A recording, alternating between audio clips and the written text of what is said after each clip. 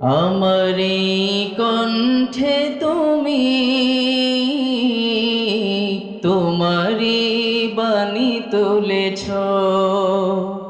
বুকের দেরাজ তুমি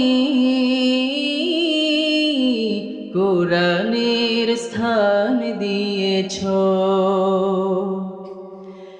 এত ভালোবাসো কেন মালিক আমায়, কি করে শুকর তার করি আদায়।